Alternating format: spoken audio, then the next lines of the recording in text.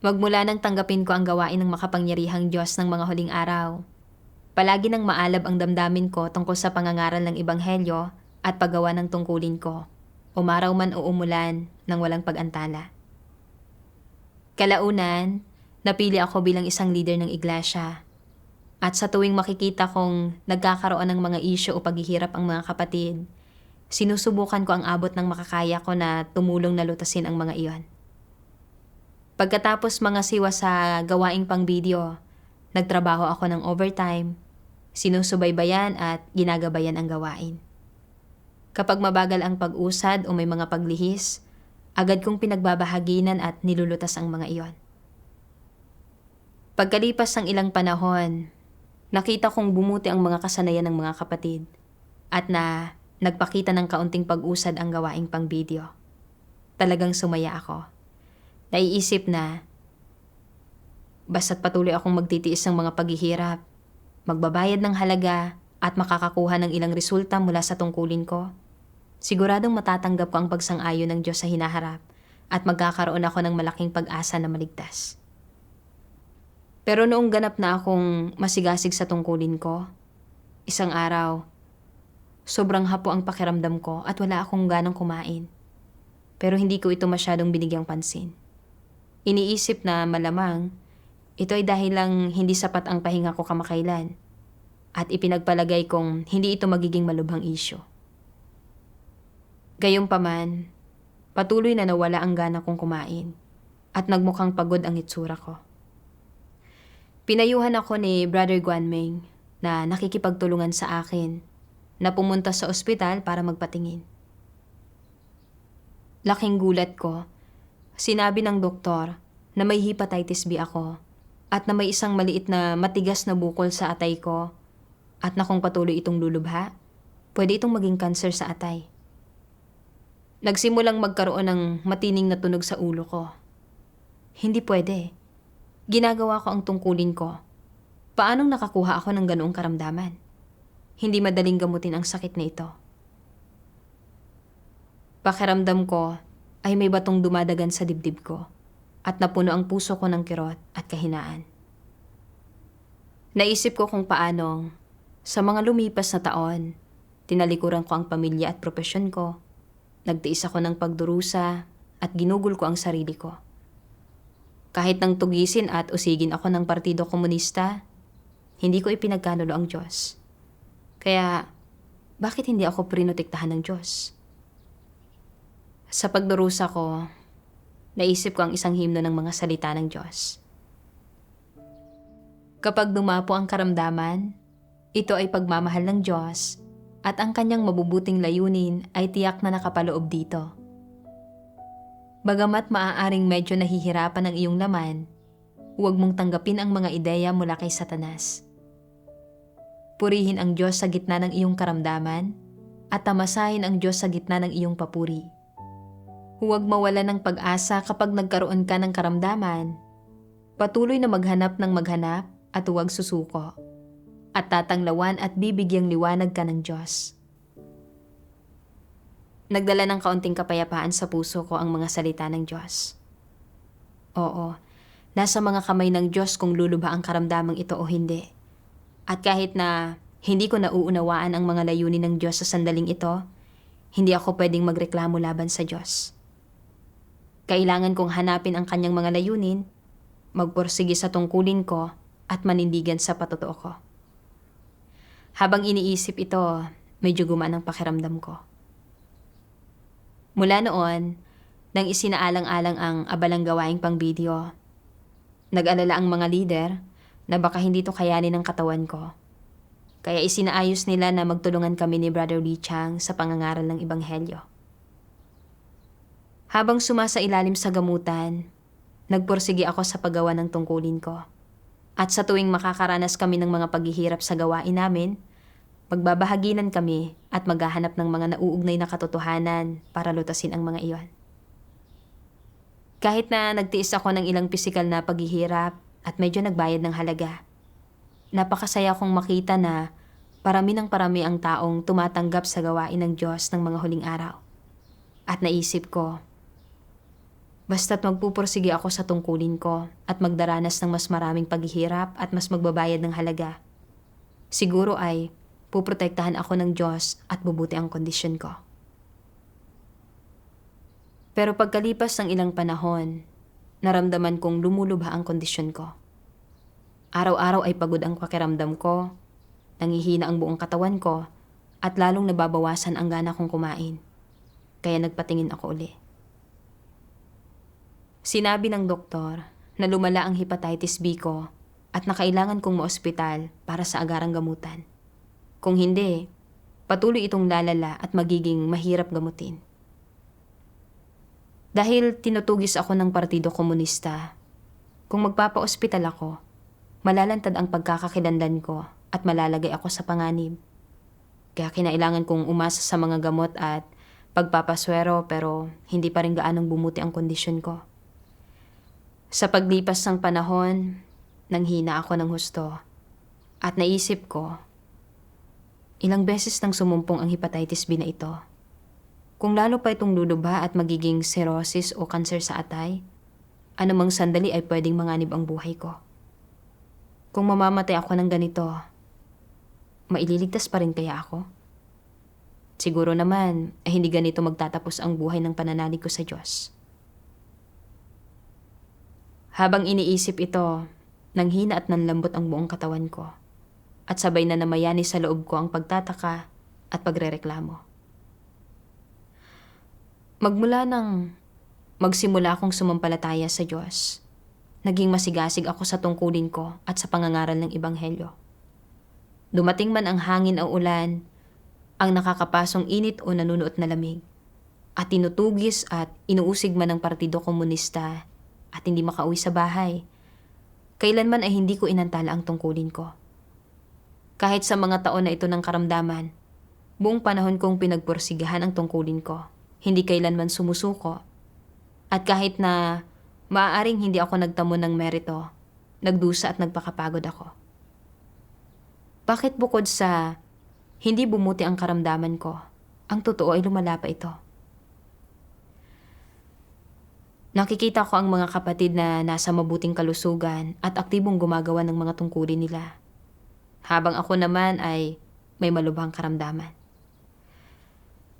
Habang mas iniisip ko ito, lalo akong nakakadama ng hinanakit, nang halos hindi mapigilang mapaluha.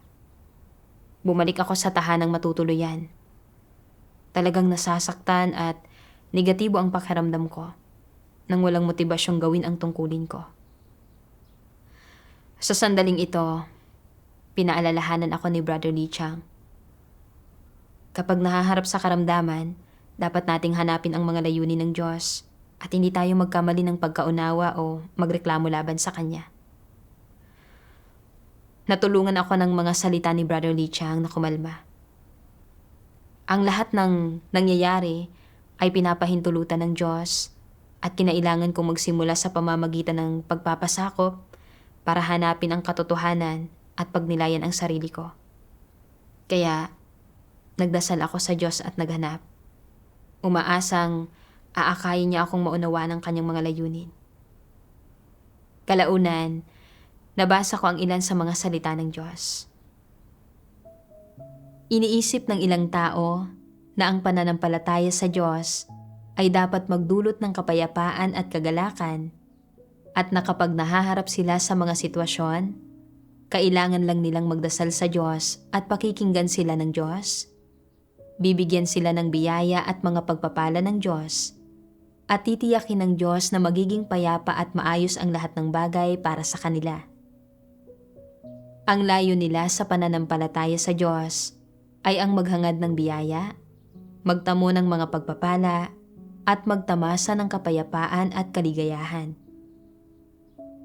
Dahil sa mga ganitong pananaw, tinatalikuran nila ang pamilya nila o nagbibitiw sila sa trabaho para gugulin ang sarili nila para sa Diyos at kaya nilang magtiis ng pagdurusa at magbayad ng halaga. Naniniwala sila na basta't handa silang talikuran ang mga bagay, gugulin ang sarili nila para sa Diyos, magtiis ng pagdurusa at magsikap sa paggawa, Habang nagpapakita ng kahangahangang pag-uugali, makakamit nila ang mga pagpapala at pabor ng Diyos at na anumang paghihirap ang kakaharapin nila, basta't nagdarasal sila sa Diyos, lulutasin niya ang mga ito at magbubukas siya ng landas para sa kanila sa lahat ng bagay. Ito ang pananaw na pinanghahawakan ng karamihan ng taong nananampalataya sa Diyos. Nadarama ng mga tao na makatwiran at tama ang ganitong pananaw. Ang abilidad ng maraming tao na mapanatili ang pananalig nila sa Diyos sa loob ng maraming taon nang hindi isinusuko ang pananalig nila ay direktang konektado sa pananaw na ito. Iniisip nila, napakarami ko ng ginugol para sa Diyos. Napakabuti ng naging pag-uugali ko at wala akong ginawang anumang masasamang gawa, tiyak na pagpapalain ako ng Diyos. Dahil nagdusa ako ng husto at nagbayad ng malaking halaga para sa bawat gampanin, ginagawa ang lahat ng ayon sa mga salita at hinihingi ng Diyos nang walang anumang nagagawang pagkakamali. Dapat akong pagpalain ng Diyos. Dapat niyang tiyakin na magiging maayos ang lahat para sa akin at na madalas akong magkaroon ng kapayapaan at kagalakan sa puso ko at matamasa ko ang presensya ng Diyos. Hindi ba't isa itong kuro-kuro at imahinasyon ng tao? Mula sa perspektiba ng tao, natatamasa ng mga tao ang biyaya ng Diyos at nakakatanggap sila ng mga pakinabang, kaya may katuturan naman na magdusa sila ng kaunti para dito at sulit na ipagpalit ang pagdurusang ito para sa mga pagpapala ng Diyos. Isa itong mentalidad ng pakikipagtawaran sa Diyos. Gayunpaman, mula sa perspektiba ng katotohanan at sa perspektiba ng Diyos, hindi talaga ito umaayon sa mga prinsipyo ng gawain ng Diyos ni sa mga pamantayang hinihingi ng Diyos sa mga tao. Ito ay ganap na pangangarap ng gising, pawang isang kuro-kuro at imahinasyon ng tao tungkol sa pananampalataya sa Diyos. Nakapaloob man dito ang pakikipagtawaran o paghingi ng mga bagay mula sa Diyos, o naglalaman man ito ng mga kuro-kuro at imahinasyon ng tao, ano't anuman, wala sa mga ito ang naaayon sa mga hinihingi ng Diyos, ni tumutugma sa mga prinsipyo at pamantayan ng Diyos para pagpalain ang mga tao.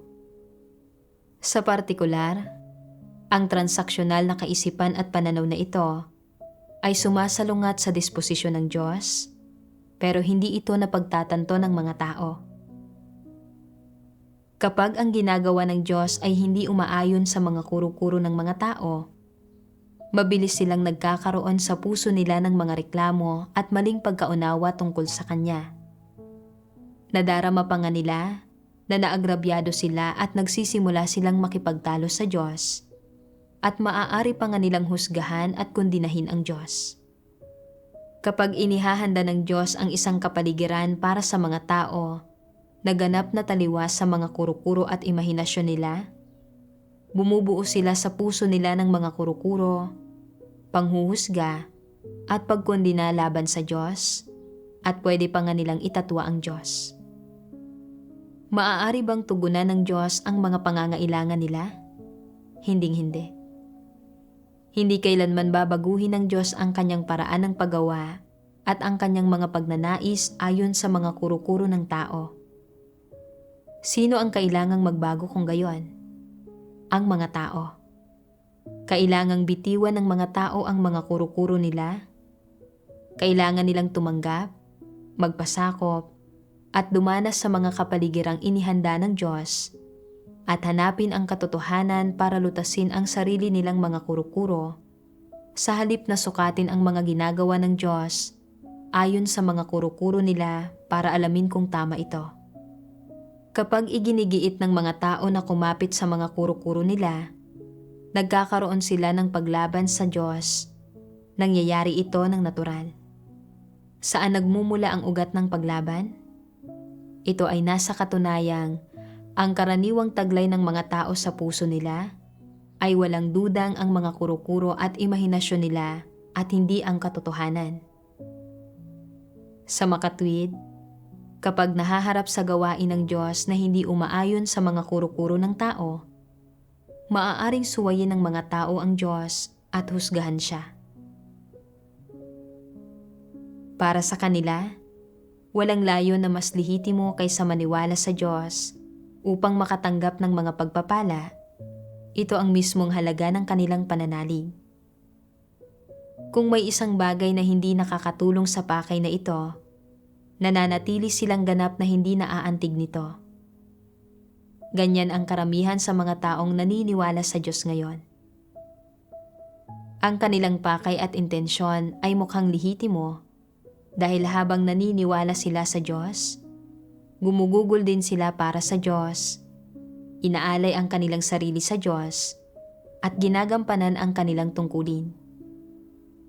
Isinusuko nila ang kanilang kabataan, tinatalikuran ang pamilya at propesyon, at gumugugol pa nga ng maraming taon na malayo sa tahanan na abalang-abala.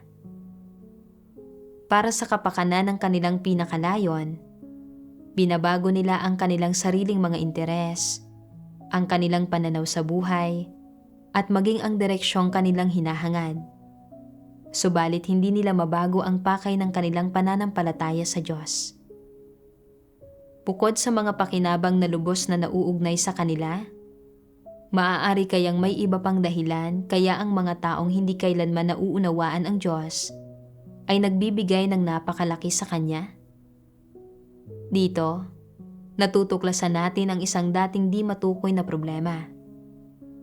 Ang ugnayan ng tao sa Diyos ay isa lamang hayagang pansariling interes. Isa itong ugnayan sa pagitan ng isang tumatanggap at isang nagbibigay ng mga pagpapala. Sa madaling salita, ito ang ugnayan sa pagitan ng empleyado at ng amo.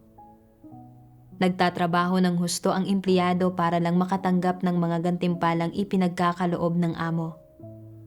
Walang pagmamahal na parang pamilya sa gayong relasyon na nakabatay lang sa interes. Transaksyon lamang. Walang nagmamahal o minamahal, kawang gawa at awa lamang. Walang pag-unawa, tanging walang magawang pinipigilang pagkagalit at panlilinlang. Walang pagiging matalik, isang pagitan lamang na hindi matatawid. Detalyadong inilantad ng mga salita ng paghatol ng Diyos ang mga maling layunin at pananaw sa likod ng pananalig ko sa Kanya na nag-iiwan sa akin na napapahiya at nahihiya. Noon pa man ay pinaniniwalaan ko ng sa pamamagitan ng pagbabayad ng mas malaking halaga at mas pagugol sa sarili ko, matatanggap ko ang proteksyon at mga pagpapala ng Diyos at magiging mas malaki ang pag-asa kong maligtas. Nang biglang madiagnose na may hepatitis B ako, nagkaroon ako ng mga reklamo tungkol sa Diyos sa puso ko. Iniisip na nagdusa ako at ginugol ko ang sarili ko para sa Kanya sa lahat ng taon na ito. At na hindi dapat hinayaan ng Diyos na magkaroon ako ng ganoong kalubhang karamdaman. Kahit nakalaunan ay nagpasakop ako, inisip ko pa rin na basta't magpupursige ako sa tungkulin ko at magtitiis ng mas maraming pagdurusa at magbabayad ng mas malaking halaga, siguro ay poprotektahan ako ng Diyos at bubuti ang kondisyon ko. Pero nang lumubha ang kondisyon ko at naharap pa nga ako sa posibilidad ng kanser at kamatayan, inakala kong nabigo na ang pagnanais ko sa mga pagpapala. Kaya naging negatibo at nagkaroon ako ng maling pagkaunawa. Nakikipagtalo sa Diyos sa puso ko, naniniwalang kahit na wala akong mga merito, nagdusa at nagpakapagod naman ako at na hindi ako dapat ratuhin ng Diyos sa ganitong paraan. Nagreklamo pa nga ako laban sa Diyos dahil sa hindi pagprotekta sa akin. Sa pagbubunyag ng mga katunayan, nakita ko na ang mga pagsisikap at paggugol ko ay naudyukan ng isang kasuklam-suklam na layunin. Sa kadahilan ng ginusto kong gamitin ang aking pagtatrabaho ng husto, mga sakripisyo at mga paggugol bilang kapital kapalit ng isang magandang kinabukasan at destinasyon na siyang pakikipagtransaksyon sa Diyos. Nang hindi ako nakatanggap ng mga pagpapala, nagkamali ako ng pagkaunawa at nagreklamo ako laban sa Diyos. Ang ibinubunyag ko ay ang lahat ng satanikong disposisyon ko. Ang Diyos ang lumikha. At kahit paano papamatnugutan at isaayos ng Diyos ang mga bagay-bagay, wala akong dahilan para humingi sa Kanya at dapat akong magpasakop sa Kanyang mga pagsasaayos. Pero palagi kong gustong kumilos ang Diyos ayon sa mga kuro-kuro ko at nang hindi umayon ang mga bagay-bagay sa mga kuro-kuro ko, nakipagtalo ako sa Kanya. Libre kong tinamasa ang napakaraming pagdidilig at pagtutustos mula sa mga salita ng Diyos. Pero hindi ko nasuklian ang pagmamahal ng Diyos. Sa halip, ay nagkamali pa nga ako ng pagkaunawa at nagreklamo laban sa Kanya. Paanong matatawag akong isang taong tunay na sumasampalataya sa Diyos? Kalaunan, nabasa ko ang isa pang sipi ng mga salita ng Diyos at nagkamit ako ng kaunting pagkaunawa sa ugat ng pakikipagtransaksyon ko sa Diyos. Sabi ng makapangyarihang Diyos, ang lahat ng tiwaling tao ay nabubuhay para sa kanilang mga sarili. Ang bawat tao para sa kanyang sarili at bahala na ang iba. Ito ang buod ng kalikasan ng tao. Ang mga tao ay nananampalataya sa Diyos para sa kanilang sariling kapakanan. Kapag tinatalikdan nila ang mga bagay-bagay at ginugugol ang kanilang mga sarili para sa Diyos, ito ay para pagpalain, at kapag deboto sila sa Kanya, ito ay para pa rin magantimpalaan. Sa kabuuan, lahat ito ay ginagawa para sa hangaring pagpalain, gantimpalaan, at makapasok sa kaharian ng langit. Sa lipunan, nagtatrabaho ang mga tao para sa kanilang pansariling pakinabang, at sa sambahayan ng Diyos, gumagawa sila ng tungkulin para pagpalain. Alang-alang sa pagtatamo ng mga pagpapala, kaya tinatalikdan ng mga tao ang lahat at nakatitiis sila ng matinding pagdurusa. Wala nang mas maganda pang katibayan ng satanikong kalikasan ng tao. Mula sa paglalantad ng mga salita ng Diyos, naunawaan ko na dahil sa mga satanikong pananaw na ang bawat tao para sa kanyang sarili at bahala na ang iba, at huwag tumulong kung walang gantimpala, ay naitanim na sa puso ko at naging pundasyon ng pag-iral ko.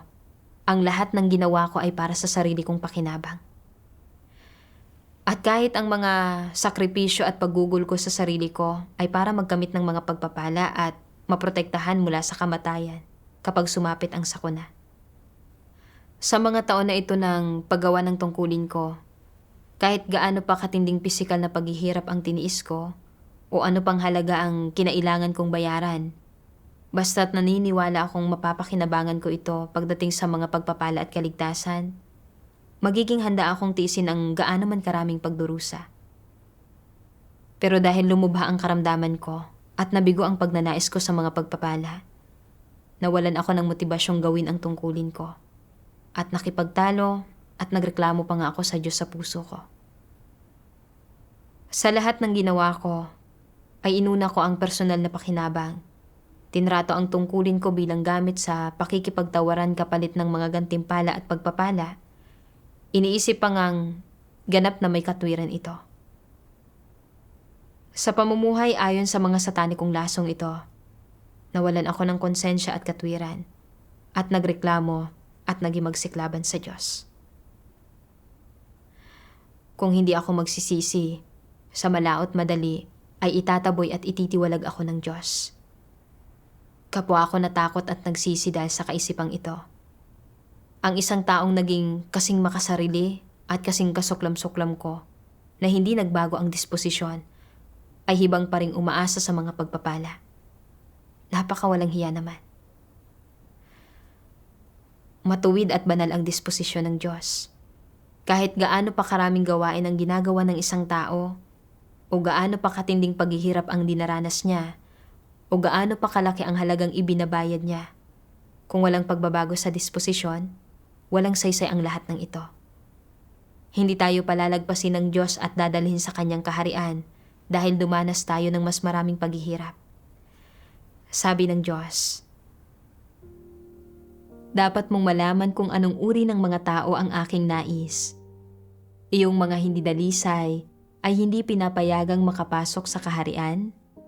Iyong mga hindi dalisay ay hindi pinahihintulutang dungisan ang banal na lupain. Bagamat maaaring marami kang nagawang gawain at gumawa ka sa loob ng maraming taon, sa huli, kung kalunos-lunos pa rin ang iyong karumihan, hindi ka tanggap-tanggap sa batas ng langit na nais mong pumasok sa aking kaharian. Mula sa pundasyon ng mundo hanggang ngayon, hindi ako kailanman nakapag-alok ng madaling daan patungo sa aking kaharian para sa mga sumisipsip sa akin. Ito ay isang panuntunan sa langit at walang sino mang makasusuway rito. Kailangan mong hangarin ang buhay. Ngayon, iyong mga gagawing perpekto ay kauri ni Pedro. Sila iyong mga naghahangad ng mga pagbabago sa kanilang sariling disposisyon at handang magpatotoo sa Diyos at tuparin ang kanilang tungkulin bilang isang nilikha. Ang ganitong mga tao lamang ang gagawing perpekto. Kung umaasa ka lang sa mga gantimpala at hindi ka naghahangad ng pagbabago sa iyong sariling buhay disposisyon, lahat ng iyong pagsisikap ay mawawala ng saysay at ito ay isang katotohanang hindi mababago. Hindi sinusukat ng Diyos ang mga tao ayon sa panlabas na paggugol o pagdurusa nila, kundi ayon sa landas na tinatahak nila. Kung nakamit ba nila ang katotohanan at kung nagbago ba ang tiwaling disposisyon nila. Kahit na sumampalataya ako sa Diyos ng maraming taon, nakatuon lang ako sa pagtatrabaho at paggawa, at hindi ko hinangad ang katotohanan, hindi nagbago ang tiwaling disposisyon ko, at sinusubukan ko pa rin makipagtawaran sa Diyos para magkamit ng mga pagpapala. Paano magiging karapat-dapat sa kaligtasan ng isang taong kasing makasarili at kasing kasuklam-suklam ko? Naisip ko si Pablo. Ipinangaral niya ang ebanghelyo, gumawa siya ng maraming gawain, at nagdusa ng matindi. Pero ang pagdurusa at pagtatrabaho niya ay hindi para isagawa ang mga salita ng Diyos, ni para gawin ang tungkulin ng isang nilikha, kundi para magkamit ng mga pagpapala at ng isang korona. Gaya ng sinabi niya, nakipagbaka na ako ng mabuting pakikipagbaka. Natapos ko na ang aking takbo, napanatili ko ang pananalig. Buhat ngayon ay natataan sa akin ang putong ng katuwiran. Ang ibig niyang sabihin ay na kung hindi siya bibigyan ng Diyos ng isang korona o ng mga gantimpala, ibig sabihin nito ay hindi matuwid ang Diyos. Isa itong tahasang paghingi ng isang korona mula sa Diyos, na isang pagtatangkang pilitin ang Diyos. Kahit na nagtrabaho, nagdusa at gumugol ng sarili niya si Pablo, hindi niya hinangad ang katotohanan. Naghangad lang siya ng mga pagpapala at tumahak sa landas ng paglaban sa Diyos. Sa huli, pinarusahan siya ng Diyos. Kung magpapatuloy ako sa landas ni Pablo, kalaunan ay ititiwalag din ako ng Diyos. Hindi na ako pwedeng humingi o humiling sa Diyos, ni mamuhay ng makasarili at kasuklam-suklam para sa sarili ko. Lumubhaman o bumuti ang kondisyon ko, naging handa akong magpasakop sa mga pamamatnugot at pagsasaayos ng Diyos. Kalaunan, nabasa ko ang isang sipi ng mga salita ng Diyos na nagbigay sa akin ng isang landas. Sabi ng Diyos, walang kaugnayan sa pagitan ng tungkulin ng tao at kung siya ay nakatatanggap ng mga pagpapala o nagdurusa ng kasawian. Ang tungkulin ay kung ano ang nararapat tuparin ng tao. Ito ang bokasyong mula sa langit at dapat niya itong gampanan ng hindi naghahanap ng gantimpala at ng walang mga kondisyon o dahilan. Ito lang ang matatawag na paggampan sa tungkulin ng isang tao. Ang pagtanggap ng mga pagpapala ay tumutukoy sa mga pagpapalang natatamasa ng isang tao kapag siya ay ginawang perpekto matapos makaranas ng paghatol. Ang pagdurusa sa kasawian ay tumutukoy sa kaparusahang natatanggap ng isang tao kapag ang kanyang disposisyon ay hindi nagbago matapos siyang sumailalim sa pagkastigo at paghatol. Ibig sabihin, kapag hindi siya ginagawang perpekto. Ngunit nakatatanggap man sila ng mga pagpapala o nagdurusa sa kasawian, dapat tuparin ng mga nilikha ang kanilang tungkulin, gawin ang dapat nilang gawin, at gawin ang kaya nilang gawin. Ito ang pinakamaliit na bagay na dapat gawin ng isang taong naghahangad sa Diyos. Hindi mo dapat gampanan ang iyong tungkulin para lamang makatanggap ng mga pagpapala, at hindi ka dapat tumangging gumampan ng tungkulin mo dahil sa takot na magdusa ng kasawian. Sasabihin ko sa inyo ang isang bagay na ito. Ang paggampan ng tao sa kanyang tungkulin ang dapat niyang gawin, at kung hindi niya kayang gampanan ang kanyang tungkulin, ito ang kanyang paghihimagsik. Mula sa mga salita ng Diyos, naunawaan ko na ang paggawa sa tungkulin ng isang tao ay walang kaugnayan sa pagkamit ng mga pagpapala o pagdanas ng kasawian. Binigyan ako ng Diyos ng buhay at ng lahat ng mayroon ako, at natural at tama lang nagugulin ko ang sarili ko para sa Diyos bilang isang mananampalataya. Ito ang responsibilidad at tungkulin na dapat tuparin ng isang tao. At ito ang dapat gawin ng isang taong may kaunting konsensya at katwiran. Hindi ko dapat gamitin ang paggugol ko bilang isang gamit sa pakikipagtawaran para humingi sa Diyos ng mga pagpapala. Hindi rin ako dapat magreklamo laban sa Diyos dahil sa malubhang karamdaman ko. Katulad lang ni Job, pinagkalooban man o pinagkaitan siya ng Diyos ng mga bagay-bagay. Kahit nang nawala sa kanya ang lahat at nabalot siya ng mga pigsa, hindi nagreklamo si Job laban sa Diyos o humingi sa Diyos na bawasan ang pagdurusa niya. Sa halip, pinuri niya ang pangalan ng Diyos at nanindigan siya sa patutuo niya tungkol sa Diyos. Habang pinagninilayan ang karanasan ni Job, nakahanap ako ng isang landas ng pagsasagawa. Kahit gaano pa tumagal ang karamdaman ko o gaano pa ito lumubha, kahit na manganib ang buhay ko, dapat akong magpasakop sa Diyos at manindigan sa patutuo ko tungkol sa Kanya. Ito ang konsensya at katwirang dapat kong taglayin. Kalaunan, sa tuwing maiisip ko ang pagkakamit ng mga pagpapala, nagdarasal ako sa Diyos para maghimagsik laban sa mga pagnanais na iyon. At tumutuon ako sa pagdanas sa mga salita ng Diyos at sa pagsasagawa sa katotohanan sa bawat araw. At sa paggawa niyon, lalo pang napalagay ang puso ko. Kalaunan, sa pamamagitan ng gamot, unti-unting bumuti ang kondisyon ko at napakasaya ko. Pero pagkalipas ng ilang panahon, napagod at nanghina na naman ako, kaya pumunta ako sa ospital para sa isang pagsusuri. Sinabi ng doktor na umakyat sa 100,000,000 ang antas ng hepatitis B virus sa katawan ko at na mataas din ang ilang ibang liver function indicator. Sinabi niyang kung patuloy itong lulubha, pwede itong maging problematiko. Pagkarinig dito, medyo kinabahan at nag-alala ako. Naiisip na, ilang beses nang bumalik ang karamdamang ito. Maaari ba talaga itong maging cancer? Gagaling pa kaya ang karamdaman ko? Medyo nanlumo ako dahil sa mga kaisipang ito.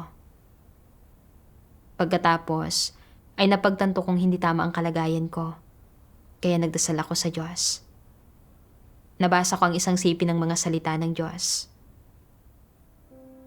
Dahil nananampalataya at sumusunod ka sa Diyos, dapat mong ialay ang lahat sa Kanya at hindi ka dapat gumawa ng mga personal na pagpili o paghingi at dapat mong makamit ang katugunan sa mga layunin ng Diyos. Dahil ikaw ay nilikha, dapat kang magpasakop sa Panginoong lumikha sa iyo, sapagkat ikaw ay likas na walang kapamahalaan sa iyong sarili at walang likas na kakayahang kontrolin ang sarili mong tadhana. Bilang isang nilikha, dapat hangaring tuparin ng tao ang tungkulin ng isang nilikha at hangaring mahalin ang Diyos nang hindi gumagawa ng iba pang pagpili, sapagkat ang Diyos ay karapat-dapat sa pagmamahal ng tao. Iyong mga naghahangad ng pagmamahal sa Diyos ay hindi dapat maghangad ng anumang personal na mga pakinabang o ng iyong personal nilang inaasam. Ito ang pinakatamang paraan ng paghahangad. Mula sa mga salita ng Diyos, naunawaan ko ang mga layunin ng Diyos at napagtanto ko na ang buhay at kamatayan ay nasa mga kamay ng Diyos. Hindi na ako pwedeng humingi ng mga di makatwirang bagay sa Diyos at lumubhaman ang karamdaman ko. Kahit na nangangahulugan itong mamamatay ako o hindi magkakaroon ng huling kalalabasan o destinasyon, magpapasako pa rin ako sa mga pamamatnugot at pagsasaayos ng Diyos. Nang iniisip ito, hindi na ako nalimitahan ng kalagayan ng karamdaman ko. Ipinagpatuloy kong gawin ang tungkulin ko gaya ng nakagawian at lubang napalaya ang pakiramdam ko. Kalaunan, ipinagpatuloy ko ang paggamit ng tradisyonal na medisinang Tsino at naramdaman kong unti-unting bumuti ang kondisyon ko. Pagkatapos ng huling check-up, halos bumalik na sa normal ang ilang liver function indicator. Sa pamamagitan ng karanasang ito na mabunyag ng karamdamang ito, kahit na medyo nagdusa ako, labis akong nagpapasalamat sa Diyos. Kung wala ang kapaligirang ito, hindi ko makikilala ang sarili ko at patuloy kong iisiping sincero kong ginugugol ang sarili ko para sa Diyos. Pero ngayon, ay malinaw ko nang nakikita ang mga maling pananaw ko sa paghahanap ng mga pagpapala sa pamamagitan ng pananampalataya sa Diyos. At nagkamit ako ng kaunting pagkaunawa sa makasarili, kasuklam-suklam, at nauudyo ka ng pakinabang na satanikong disposisyon ko. Ang mga ito ang mga pakinabang na natamo ko sa pamamagitan ng pagharap sa karamdamang ito.